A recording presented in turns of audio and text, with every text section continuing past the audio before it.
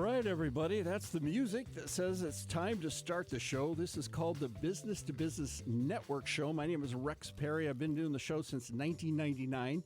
We do an hour-long business show where we talk business, politics, and economics. We focus on real estate a lot because real estate in Maricopa County is the lifeblood of our economy.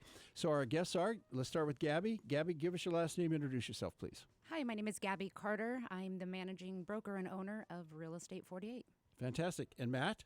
Yes, my name is Matt.rasner, and I am a local mortgage broker with Edge Home Finance. Excellent. And Brandi? Good morning, Brandi Maggiore with Magnus Title Agency. Excellent. This is a nice team here, and this is what you need in real estate. Now, let's talk Maricopa County wide because you really cover the valley. Tell us what you're seeing out there. Yeah, I do end up selling all over the valley. I would say, there's some pockets that are really hot, like Tempe right now is on fire. I'm getting multiple offers, which in this market is heaven sent, because we have the last few years haven't had that, but it's definitely going strong. Chandler's another strong one, but I'm heavier on the listing side, so I'm still seeing a lot of traffic throughout. So there are buyers out there.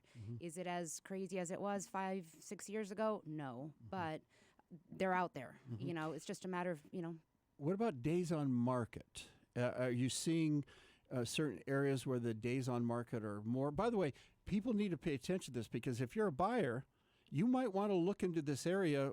Give us a feel for where the days on market are, because obviously Tempe is going to be tough. Tempe is going to be tough. So if you're an honest buyer that really wants Tempe, don't wait 30 days, 60 days, because that house is going to be gone, sold, and someone else is going to be living in it. But there are, I think that is, if you're representing a buyer out there, that is something strong to look at because, at the end of the day, a seller's going to have a pain threshold, and they're just going to either want to give concessions, they're going to want to reduce the price, or be, probably more willing to move the property if they have enough equity in it. So, if someone's trying to get, a quote unquote deal, that might be, the better approach to go after. And as a listing agent, when you have a buyer come in that's been pre-qualified, different from a letter, this is where they've actually run their credit and everything. Yep.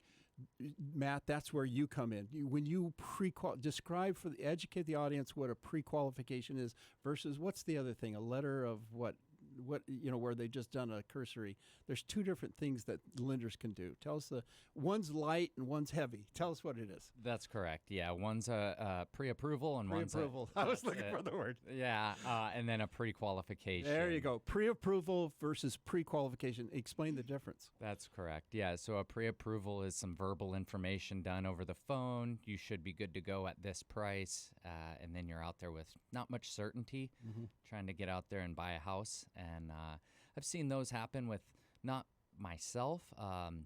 Had to come in and save some deals with pre-approvals done where maybe a pre-approval should never have been issued. And so then I'm there to kind of pick up the pieces and put it back together. Gaby, you're nodding your head because as the listing agent, you want to have a good one, a solid one. To be honest, it happened, and we came across this 2 months ago maybe. Had a deal 2 days before closing. They got a loan denial. It was a big box bank. Didn't do their homework. Didn't vet the buyer enough, and so I called Matt and I'm like, I've got a fire drill for you. And he was ended up having to extend closing, a week? 1 week. Yeah. But my seller, I work a lot with the seller, and I'm like, believe me, if anyone can get it done, Matt can. And sure enough, we were able to get this thing closed, save the deal. So we did the whole mortgage and... Without mentioning names, because this is where we get into the nitty gritty, and this is how people learn. What was the issue? Did they just didn't have the income? Give us a little bit of what you found. Well, don't want to be too high level here, but it was called drawing a blank. Notes receivables. Notes receivables. Were they self-employed? They were at one time, and they sold their share of the company, and now they're on a notes receivable. But in order to count that, you have to have received that for at least 12 months to include it. And this bank issued a pre-qualification, and I called that listing agent and I said, hey, this pre-qualification should never have been issued because we can't receive the notes receivables cannot be used. So we ended up, I had to get, again, pick up the pieces and piece this together and make it work, and got it done start to finish, new appraisal and all in 7 days. Wow. And again, you probably had to do bank statements to make sure that they had the money in the bank, because notes receivables are basically an IOU from whoever bought the business saying, I promised to pay these guys, but they hadn't received the money yet, and there was no documentation that it was coming yet. So how'd you do it? Did you get their bank statements? Come on, give us the secret. That is correct. Yes. So we did what's called mixed income. There you go. And one of the programs that I have is a assets as income. We're able to use assets with no age requirement, nothing. Notes receivables are assets. Yeah, exactly. And they probably had other stuff too. Exactly. Yeah. So just kind of, again, mixed income. And that's what's nice about being a broker is that I don't have people that just fit in one box. I'm able to use, Social Security income with notes receivable, like I mentioned, with bank statement loans, with assets as income. So if you have an account with $100,000, $200,000, and I can use that as income, and you don't have to set up a draw. This is fantastic. Now, Brandi, when you're working with different agents as far as the marketing side of, give us some ideas of different things that you've done with different agents. Yeah, so right now, honestly, it's really back to the basics. There's a huge misconception in the marketplace where if you walk into an open house without a representation and you partner with the listing agent, the consumer thinks they might get a deal on commissions, where that is actually not the case. But so open houses right now for my agents are working really, really well to pick up that buyer and represent them in the proper way. Magnus is a title company, and I don't actually do the escrow. I do the marketing. We understand that. But the title company is the neutral third party between the buyers and sellers. Back to the basics, open houses, but then also high level AI. My agents are using AI in really creative ways to get their SEO, search engine optimization up online, and doing online leads to really drive website traffic and pick up leads that way. Fantastic. Now let's swing back over here, because this is important. Some buyers think that they don't understand that they need to have an agent with them, sometimes even when they're going to a production builder like Shea Homes or Ryland. It's good to have an agent because the commission is going to be paid by the home builder anyway. Correct. But tell us why that's beneficial to have a good, strong agent helping them. Well, for one, they use their own contracts. So it's not, our traditional, contract. So you need someone that can go in there and, hold your hand and walk you through the process. And read it, and also realize that it's beneficial to the builder, not the buyer. 100%. It's 100% going to protect the builder. Yeah. So you need someone in there representing your rights and, what you can and can't do, and, hopefully create some flexibility that the builder's willing to work with you. Yeah, and the commission's paid by the builder. Correct. So they can hire one of your agents or you to work with them free.